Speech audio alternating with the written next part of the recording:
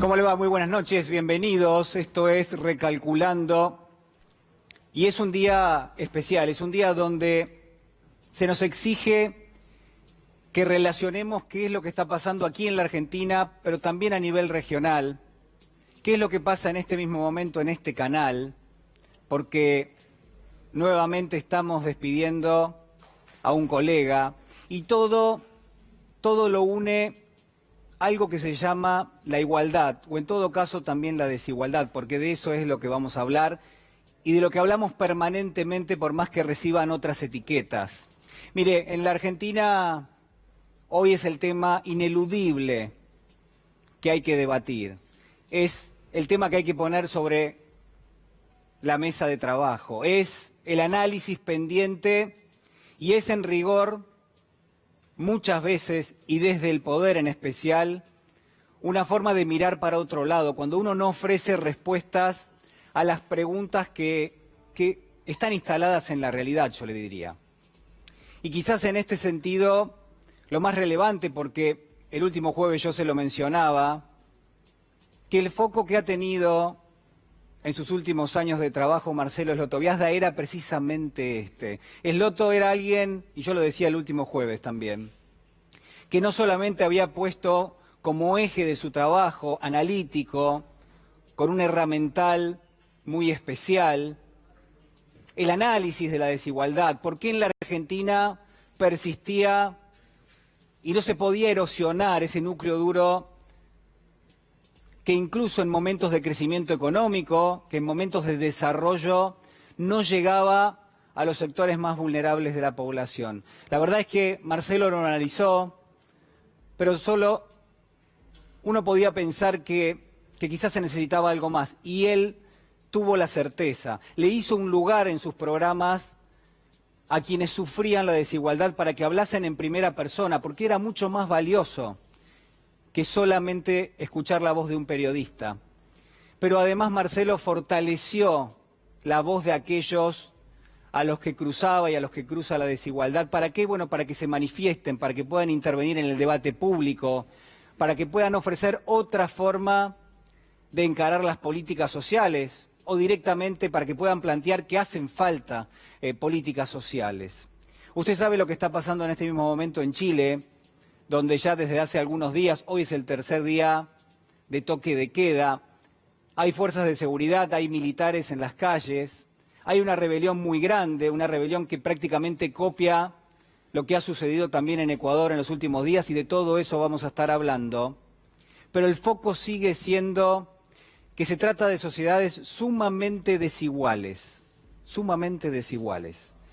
Hablamos de Ecuador, hablamos de Chile, que muchas veces son puestas o fueron puestas en la Argentina como ejemplo. Usted escuchó en forma reiterada en los últimos 30 años que existe algo que se llama el milagro chileno, pero que cuando uno da vuelta a la hoja, y lo que estamos viendo es precisamente eso, la faz que nos muestra no es la de un milagro, es más bien lo contrario, es la paradoja del milagro. El milagro es que lo que está sucediendo en este momento no haya sucedido antes, que un sector importante de la sociedad no se haya manifestado en contra de determinado tipo de decisiones que se toman desde el poder, pero que están calcadas, yo le diría directamente, de un mandato que lo que pone en evidencia es que siempre a la hora de redistribuir la riqueza va más para aquellos que más tienen y menos para los que menos tienen. Y en las últimas horas también, déjeme decirle que los argentinos dimos la sorpresa, y me incluyo. ¿Sabe por qué? Porque los dos debates que han tenido lugar en estas dos últimas semanas no fueron sorpresivos por la oferta que trajeron los candidatos, ni por los debates en sí que se dieron en ese contexto. No hubo cruces altisonantes, no hubo ideas que pusieran en riesgo lo que uno sabe que generalmente propone el establishment político. Hubo sí algunos referentes de la política que salieron a cruzar la realidad, que salieron a cruzar las políticas que se usaron para darle una forma a esta realidad. Pero de todas maneras la sorpresa la dio usted, la dieron las familias en la Argentina, porque le subieron el precio al debate. ¿Y sabe por qué? Porque se buscan respuestas. Mire, hubo una pensadora que se llamó Susan Sontag, y ella decía que las únicas respuestas que sirven son aquellas que rompen de plano las preguntas. Y si uno lo piensa, la verdad es que hay algo de eso que quedó dando vueltas, ¿no? Que cuando uno busca una respuesta y realmente la tiene, cuando alguien le da una respuesta y uno se queda conforme, uno se hace de herramientas, de elementos para pensar parte de esa pregunta, entonces no tiene sentido volver a preguntar, porque tenemos elementos. En cambio, lo que le propongo que piense conmigo es que en los últimos 2 debates presidenciales, la verdad es que nos hemos quedado sin respuestas, porque directamente nadie las ofreció, y porque quizás las buscábamos de aquel que es responsable en gran medida de esta realidad, pero no solamente él, sino sobre todo las políticas que se aplicaron, que son las mismas que hoy están generando este tipo de levantamientos, por un lado en Ecuador, por otro lado también en la hermana República de Chile. Y quiero agregarle un dato más. Ustedes veían recién, nosotros proponemos como eje de este programa que se está alimentando la grieta nuevamente. Y a usted le resuena, por supuesto, que hubo alguien, que es hoy un presidente de la Nación, que dijo que venía a terminar con la grieta. Y sin embargo, lo que hemos visto incluso en el último debate, hace apenas algunas horas, ha sido totalmente lo contrario. Mire, no solamente ese debate sirvió para que quien es responsable de lo que hoy sufren los argentinos se deslizase directamente en una especie de mentira organizada, porque finalmente los datos no son ciertos, porque la lectura que se hace no obedece a lo que está pasando en la realidad en la Argentina. Pero además de eso, y de reconocer que es realmente el ocaso en el relato, en la narrativa que el gobierno ofrece, además de todo eso, que quedó sumamente en evidencia en el cruce o en los cruces que tuvo el presidente Mauricio Macri, además de eso, lo que ha quedado en claro es que el presidente Macri, no ya alguien que está al frente de la gestión política, no ya alguien que ejerce los resortes del poder de turno, sino alguien que está pensando en conducir a la próxima oposición política, es alguien que también empieza a abonar la idea de alimentar esta grieta, empieza a abonar la idea de ofrecer nuevamente una cara beligerante a la construcción política que los argentinos están necesitando de aquí en adelante. Con esto nos vamos a quedar. Yo me quedo con esto, con esta definición de lo que viene en la Argentina, que hay un sector de la política que no va a gobernar, pero que quiere construir una mesa de diálogo porque entiende que los desafíos que vienen por delante son realmente ineludibles y que salir mal de esa negociación va a implicar muchísimo más sufrimiento para toda la población. Pero existe un germen que podría, uno piensa, empezar a crecer, que lo que está proponiendo es una lectura totalmente distinta, que lo que va a proponer es directamente alimentar esta grieta. Este es el informe de las últimas horas. Disculpe la dureza, pero ¿usted es consciente de que si su padre hubiese estado bien, quizá hubiese ido a tener que declarar en la causa de los cuadernos y eventualmente lo hubieran procesado? Eventualmente, sí, claramente. Era parte de un sistema que se vio extorsionado por el kirchnerismo, que para trabajar había que pagar. Usted en el clan Macri no vio la corrupción en la obra pública, presidente. No vio lo que pasaba en su familia. Después nos contó cuando su padre murió que su padre era el responsable. Es de muy mal gusto citar a una persona que ya no está en este mundo y no se puede defender. Lo vi muy sereno, muy seguro, describiendo con mucha claridad el desastre que deja este gobierno. No, el debate es un debate, qué sé yo, con las características de este debate, ¿no? Donde cada uno habla, dice lo que tiene que decir, las posibilidades de cruce y de intercambiar posiciones es muy acotada. Definitivamente no nos parecemos en nada, presidente, gracias a Dios, y cuando entramos al tema de la pobreza es donde menos quiero parecerme a usted. Es indignante escucharlos hablar de pobreza. No les creo nada. Cuando usted termine su mandato, la Argentina va a tener un 40% de pobres. Hoy mismo. Ellos siempre han usado a los pobres. Siempre han hecho clientelismo. Los chicos de 14 años, 1 de cada 2, fue atrapado por la pobreza. Hay 3,5 millones de argentinos que cayeron en la indigencia. Nosotros de verdad nos queremos ocupar y nos ocupamos de la pobreza.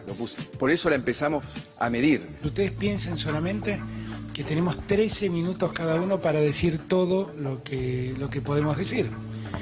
Entonces esos 13 minutos uno trata de usarlo en decir lo que la gente quiere escuchar y entonces muchas veces no destina ese tiempo a contestar agravios o cosas que otros dicen. Tengo una pregunta para Alberto Fernández.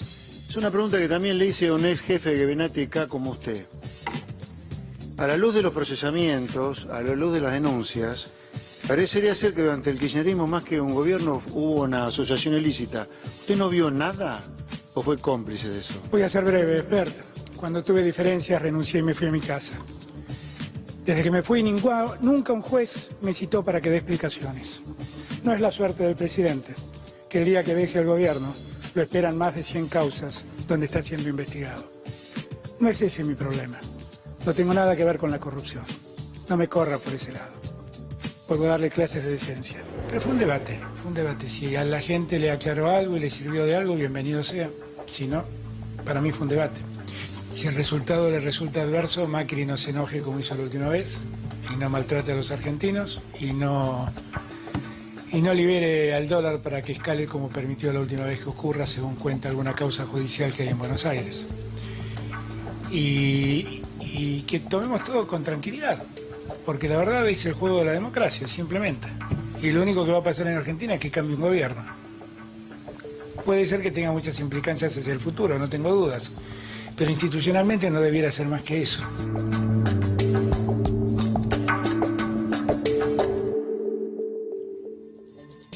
Bueno, varios fueron los ejes del debate. Yo proponía ayer a la noche que quizás la diferencia sustancial con respecto al debate anterior es que, en primera medida, muchos de los candidatos no se ajustó a lo que se le proponía como tema central y sí cruzó en forma transversal el tema de la corrupción, ¿no? Prácticamente todos los rubros que se discutieron. Ya voy a presentar a los invitados.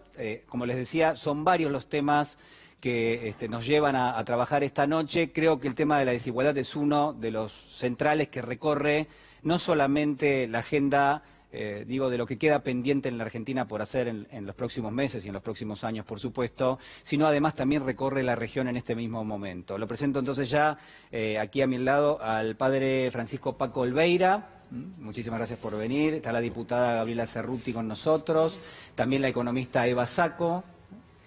Y además está el diputado José Ignacio de Mendiguren. Vasco, ¿cómo estás? Muy buenas noches. Bueno, les pido en principio algún tipo de análisis vinculado a esta cuestión que para mí al menos quedó ayer bastante vacante, que es la discusión sobre la desigualdad en la Argentina, la pobreza, la indigencia, el hambre. Se plantearon pero no se discutieron. Padre. Bueno, Macri no puede hacerse cargo, ¿no? Eso de decir no les creo nada cuando hablan de la pobreza, cuando lo que ha hecho es aumentar claramente la pobreza, la indigencia y la desigualdad. Para mí eso es todavía muchísimo peor, ¿no? Los que más tienen en la Argentina hoy tienen mucho más a costa de muchísimos que tienen muchísimo menos, ¿no? En fin, uno será un iluso, pero el Evangelio se la da de contra con los multimillonarios, con los que nada más que piensan en ellos. Si realmente Macri quisiera acabar con la pobreza, tendría que empezar devolviendo todo lo que robó y todo lo que no devolvió con el correo y todo lo del blanqueo y tantísimas cosas que hablan muy mal de él y que negativiza todo lo que él habla de la corrupción de los demás. Cerruti, fueron varios los cruces que tuvo el propio Macri con Alberto Fernández sobre todo, y se mencionó ahí la figura del padre del presidente. Sí, se mencionó la figura del padre del presidente. La verdad es que yo trato de no separar generalmente al padre del presidente y del presidente. No hay ningún negocio que haya hecho el padre del presidente del cual no fuera parte o no supiera que estaba sucediendo el mismo presidente. Las empresas de la familia Macri son empresas del padre, de los hermanos, y de hecho desde hace 10 años por lo menos esta parte, o un poco más, eran de los hermanos Macri más que del padre, y a mí me llamaba la atención cuando parece que se enojó después Macri, dijo algo así como que era de mal gusto mencionar al padre, cuando Mauricio Macri, le hizo un juicio por insanía a su padre para quedarse con las empresas, después lo denunció en la causa de los Panama Papers para que el padre se hiciera cargo que era un problema de él y no de Mauricio, y después cuando a los 10 días de muerto fue a un programa de televisión y dijo que si había un corrupto era el padre. La verdad es que a mí me parece que Macri es una persona profundamente indecente y me parece que eso atraviesa todos los temas, porque es lo que decía recién el padre, una persona que dice, júzguenme, yo quiero que me juzguen, ¿se acuerdan cuando anunció el dato de pobreza y dijo, quiero que me juzguen por la pobreza? Bueno, por eso lo estamos juzgando por la pobreza que ha estallado de la manera que ha estallado en la Argentina. Pero hubo una defensa ayer del modelo económico y por ende social también del macrismo en los últimos años. Digo, ¿hubo algún tipo de reconocimiento de que lo que se ha generado tiene que ver con eso? ¿O por lo contrario, lo que se dice es hay que esperar un tiempo para que eso genere algún tipo de resultado? No, yo creo al contrario que hubo no hacerse cargo de lo que está pasando y de la situación económica. Ellos dijeron, logramos tener el índice de pobreza más bajo de, no sé, los últimos 50 años más o menos, y después a partir del año pasado se empezó a complicar con la crisis. Y si nosotros ganamos vamos a mejorar la situación. O sea, siempre es volver a apostar a la teoría del derrame, es tener una lectura muy sesgada de los números y muy sesgada de lo que está pasando realmente. ¿Se banaliza la realidad? Es decir, se pone en una especie de cajita a la cual de alguna manera el presidente no se acerca y lo que dice es, bueno, pasaron cosas. Bueno, ayer yo recuerdo que lo que dijo era que estuvo la crisis de abril, ¿no? Algo que se llamó la crisis de abril y al mismo tiempo un componente que se llama incertidumbre, que se supone que deriva de algo que se llamó proceso electoral, digamos. Ese fue un poco el relato. Una visión distinta, como lo hemos charlado muchas veces. Para mí, el presidente cuando asumió, decía que tenía una crisis, y eligió claramente el aliado. Así como Alberto Fernández dijo, yo voy a salir aliado con la producción y el trabajo. Él eligió su aliado, que fue la especulación financiera, ni siquiera el sector financiero. ¿Cuál fue la primera medida que tomó? Liberar el ingreso y egreso irrestricto de capitales, subir la tasa de interés y planchar el tipo de cambio. Esto es más viejo que el agujero del mate. Yo ahí no dudé más. Yo sinceramente estoy sorprendido que haya tanta gente sorprendida. Cada vez que se instaló otra vez, yo venía con una caja negra, te mostraba en el año 2016. Porque una caja negra es la que registra el accidente en un avión. Esto era un accidente. Y mientras vos veías que importábamos tomates de Italia, naranjas, por otro lado nos endeudábamos, por otro lado récord del déficit de la balanza comercial, récord, un gobierno que llamaba a la inversión récord de fuga de capitales. Nos endeudábamos en 11.000 millones de dólares para financiar viajes baratos al exterior. No veíamos 8 kilómetros de cola a Chile para comprar comida, a Paraguay. ¿Cómo nos podía sorprender eso? Eso era la Ruta 2, terminaba en Mar del Plata. No podíamos estar en otro lugar que en Mar del Plata. Pero además cada vez que Macri tuvo la posibilidad de cambiar el rumbo, al contrario, aceleró y insistió en el mismo rumbo. Ahora, el correlato de esta situación, ¿no?, que ustedes están describiendo es que aumenta la pobreza, que aumenta la indigencia.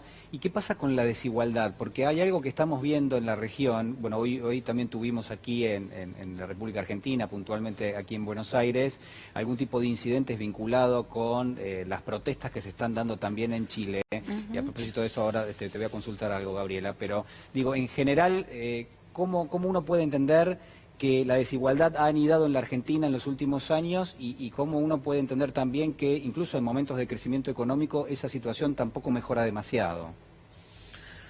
A ver, yo creo que justamente lo que presenta Macri e incluso también la izquierda es que todo es lo mismo, ¿no? Que siempre estuvimos igual, y la verdad que no estuvimos igual siempre en nuestra patria.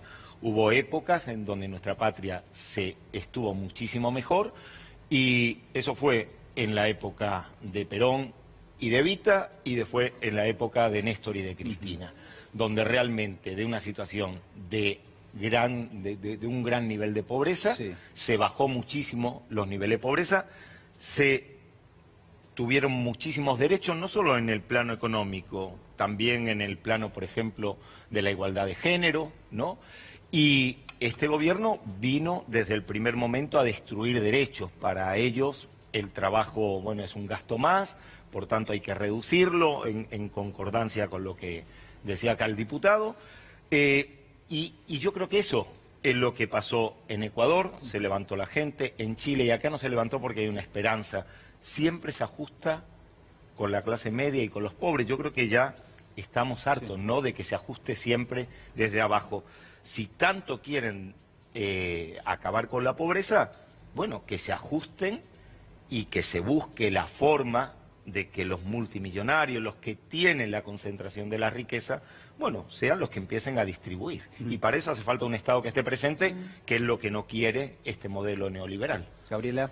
Sí, yo creo que estamos viendo el final, si querés, en la región en general, de este modelo que, como dice el Vasco, es el modelo del capitalismo financiero. No es cualquier capitalismo, no es el capitalismo que conocimos en los 30, en los 40, en los 50. Es el capitalismo financiero, que es un modelo en el cual no solo hay profunda desigualdad, sino que los ricos son muy ricos y no quieren que el resto tenga nada. Entonces nosotros estábamos yendo hacia el modelo chileno. Cuando Macri decía, ponía como ejemplo el modelo chileno, nosotros también decíamos, yo creo que sí, ellos lograban pasar la reforma previsional sin mayor escándalo, que ahí fue donde empezó realmente el quiebre de este modelo. Si lograban meter la reforma laboral y si lograban constituir un país donde el 10 o el 20% vivía más o menos bien y el resto se acostumbraba a que no teníamos derechos laborales, no teníamos jubilación, no teníamos para comer, en cierta situación de tranquilidad, que es lo que sucedió en Chile durante la última década, y ahí consolidaban el modelo que ellos están buscando para Latinoamérica. Lo que está sucediendo ahora en Chile, y vos me vas a preguntar por el episodio con... Sí, te lo quiero mostrar así, directamente lo... Intercambio con Patricia Bullrich. Hoy la ministra de Seguridad, Patricia Bullrich, tuiteó esto y hacía mención a varias cuestiones. Dice, el tuit que ayer critiqué de Cerruti llamaba a la violencia. También en el debate el candidato del Caño incitó a imitar a los chilenos que están incendiando Chile. Hoy la CETEP, en banderada, por ejemplo, participaba de agresión en el consulado de Chile en nuestro país. Bueno, hoy primero Cerruti es con una sola tela, mi ministra me conoce hace muchos años, que escriba bien. Pero al margen de eso, porque esto es la segunda parte de un tuit, porque ella ayer ya me conteste, me agreden en un tuit. Yo lo que dije es algo que es clarísimo y que no tiene nada que ver con lo que está diciendo ella, que es, esta es la respuesta a ella de hoy. Pero el tuit que ella critica es un tuit en el que decía, si en la Argentina no está sucediendo lo que está sucediendo en Ecuador y en Chile, es porque existe la esperanza del 27 de octubre. El fuego de la Argentina lo apaga la esperanza del 27 de octubre. Es clarísimo, o sea, si Chile o Ecuador tuvieran una salida electoral, porque acá en la Argentina hubo resistencia a este modelo durante estos 4 años, pero lo que hubo sobre todo en los últimos 6 meses fue la conformación de un frente electoral que le dio a los argentinos la posibilidad de una salida con esperanza y democrática y con votos de la situación que estábamos viviendo. Esto hoy no se ve ni en Ecuador ni en Chile porque no están frente a un proceso electoral. Entonces, ella trata de decir exactamente lo contrario de lo que yo dije. En la Argentina no hay violencia porque a pesar del 50% de pobreza, a pesar de lo desahuciada que está la gente, yo sabes que veo, por ejemplo, en estas últimas semanas en la Argentina, tal vez ustedes ven lo mismo, la gente es profundamente consciente de lo que se viene, es durísimo, durísimo, pero tienen un grado de esperanza de que el rumbo va a ser el correcto, y todos te dicen, sabemos que va a ser muy duro lo que viene, sabemos lo que va a ser muy duro, pero por lo menos no es esta sensación de que lo que estamos viviendo es una tragedia, mientras un presidente te dice, está todo bien, aceleramos y seguimos para adelante. Bueno, hoy